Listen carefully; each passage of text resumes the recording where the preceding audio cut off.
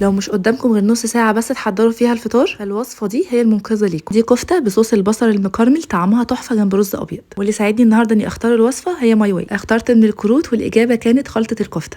هما بعتلي شويه حاجات كده عشان تسهل عليا الفطار في رمضان، عاملين شويه خلطات وخصوصا خلطه المشويات دي خطيره، وشيش طاووق ومحشي، واخيرا خلطه الكفته اللي هشتغل بيها النهارده. ده نص كيلو من اللحمه المفرومه، وهنزل عليه بخليط الكفته من ماي واي وهعجنهم كويس جدا، وهكورهم كور كده متوسطه الحجم بالشكل ده. وفي زيت سخن هنزل بالكفته، ولازم تاخد لون غامق جدا عشان هو ده اللي هيعمل لنا صوص بني. كميه حلوه كده من البصل الابيض ورشه من السكر، وهفضل اقلب فيه كل شويه عشان البصل ما يتحرقش من الجوانب لحد ما البصل ياخد لون كده جولدن فاتح. في المرحله دي هنزل بفصين من الثوم وبعدين هضيف الميه. عايزه اقول لكم ان ماي واي عامله حمله جمالها في قوتك بتدعم الست المصريه. بعد ما حطيت الميه هضيف الملح والفلفل وهنزل بالكفته اللي انا حمرتها. هغطي وهدي النار خالص لحد ما الكفته والبصل يندمجوا مع بعض بالشكل ده.